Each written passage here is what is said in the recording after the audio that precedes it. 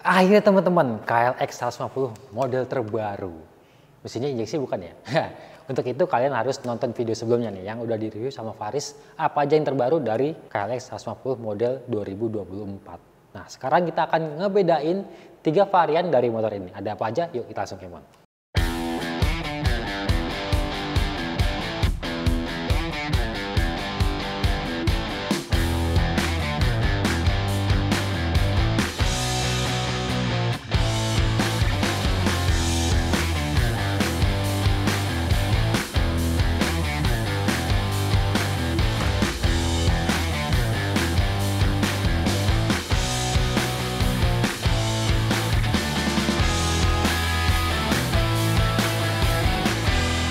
Jadi secara keseluruhan KLX 150 terbaru ini ada 3 varian teman-teman. Ini adalah yang S, KLX 150S atau small. Lalu KLX 150 standar. Dan yang terakhir adalah KLX 150 SE. Kita ke yang pertama dulu. KLX 150S atau small. Dan secara looks, dia sudah mengadopsi lampu depan yang model terbaru dan sudah LED. Ini lagi-lagi jadi trail 150 cc pertama yang sudah pakai LED, dan spakbor depannya nih udah panjang, jadi udah menguatkan kesan motocross.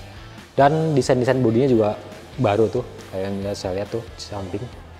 Nah, untuk di varian small ini, dia perbeda utama pakai pelek yang lingkarnya tuh lebih kecil. Di bagian depan, dia pakai lingkar pelek 19 inci, sementara di bagian belakang dia pakai lingkar pelek 16 inci. Terus dia suspensi depannya teleskopik, berbeda dengan 2 varian lainnya. Kemudian dia hanya tersedia 2 warna, yaitu di depan saya ada ebony black dan ada lime green. Nah, kalau menurut pihak Kawasaki, KLX 150S ini jagoannya buat armada fleet pemerintah. Bisa TNI, bisa Satpol PP atau instansi pemerintah yang lain lah. Dan ini harganya 32,9 juta on road Jakarta. Berikutnya kita ke varian tengah-tengah, KLX 150 standar. Pembeda utama udah jelas suspensi depan, dia sudah pakai upside down dan dia berwarna silver seperti ini teman-teman. Dan juga lingkar pelek yang lebih besar, dia pakai lingkar peleknya 21 inci di bagian depan, dan di bagian belakang dia pakai lingkar pelek 18 inci. Nah, untuk varian tengah-tengah ini dia cuman tersedia 1 warna aja, Kawasaki lime green. Dan yang terakhir adalah ini nih, Kawasaki KLX 150 SE. Beda dengan 2 varian yang lain adalah motor ini punya semua kelengkapan di varian standar dan ditambah beberapa aksesoris. Dari depan dia suspensi juga sudah upside down, cuman pakai warna emas seperti ini, jadi kesannya tuh lebih mewah. Dan lingkar peleknya 21 inci di depan dan 18 inci di belakang, tapi dia pakai pelek yang berwarna hitam. Sementara untuk varian standar dia pakai peleknya berwarna silver.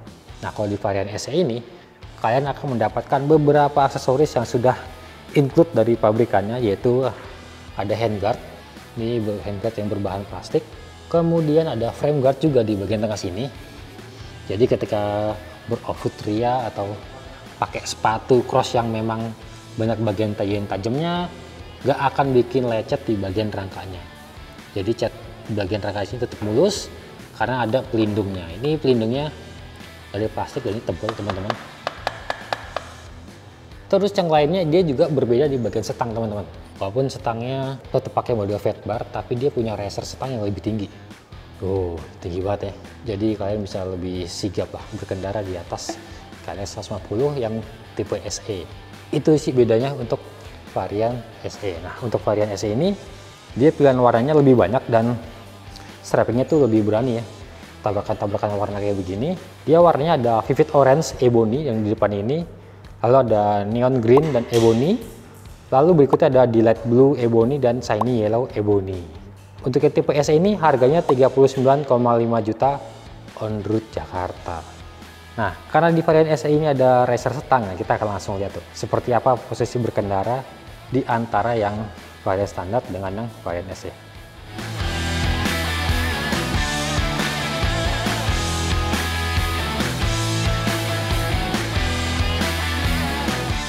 Oke, posisi berkendara kita ternyata mulai dari yang varian small dulu ya. Ini tinggal lingkar pelek yang 1916 di belakang. Pendek banget rasanya. Jadi buat saya yang tinggi badan 172 cm, kaki memang bisa menapak sempurna, dan sepatu saya ini sepatunya tipis, masih bisa ngejejek lantai dengan enak banget dan full ya, dari ujung jari sampai tumit ini ngejejek. Setangnya memang berasa rendah ya teman-teman, tapi dia feel-nya terasa lebar karena memang supaya lebih sigap untuk mengendalikan motor trail di medan-medan tanah, medan berbatuan gitu. Dan kalau buat harian ini lebih proper, makanya kenapa varian S ini lebih banyak dipakai untuk instansi pemerintah, karena postur pegawainya kan banyak beragam lah, nggak ada yang, mungkin ada yang pendek, ada yang tinggi, jadi cari amannya pilih yang varian S. Lanjut ke varian standar atau varian tengah-tengahnya. Wih, ini langsung berasa beda ya, dengan lingkar pelek 18 di belakang dan 21 inci di depan.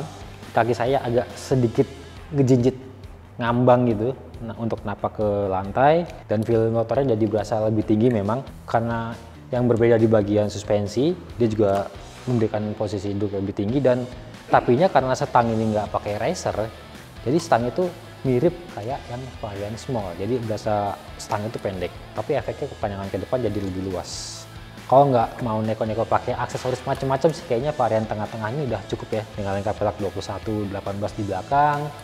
Bisa buat belusukan lebih enak, dan harga juga bisa lebih hemat dibandingkan yang varian SE.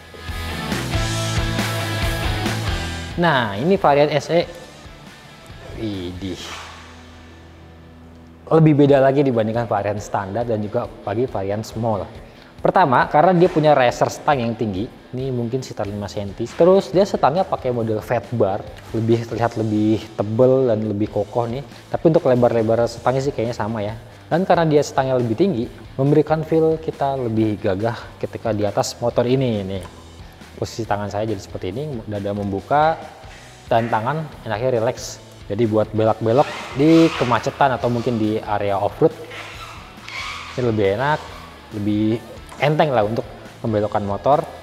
Untuk feel busa joknya, ini di antara semua varian tuh rasanya memang agak sedikit kaku ya teman-teman. Untungnya dia kulitnya sudah lebih ngegrip, karena di bagian atas ini nih kayak ada semacam guratan-guratannya gitu, jadi nggak gampang melorot. Ini keset banget sih joknya. Dan footstepnya dia udah model terbaru yang tidak ada karetnya, jadi udah model gerigi-gerigi gitu dan lebih lengket ke sepatu.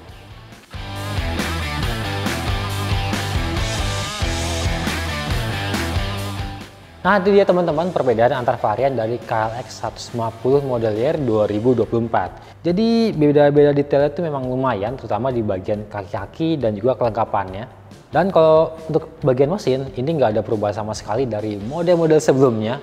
Belum injeksi, dia spek mesin masih 150 cc, 2 katup pendingin udara dengan tenaga 12 PS dan torsinya 11,3 Nm.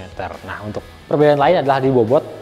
Varian small ini di 115 kg, yang ini 118 kg, dan yang SE 119 kg. Kira-kira begitu teman-teman. Semoga video ini bermanfaat buat kalian yang lagi mencari motor trail dari Kawasaki. Kalau gitu jangan lupa di like, di subscribe Motovun Indonesia.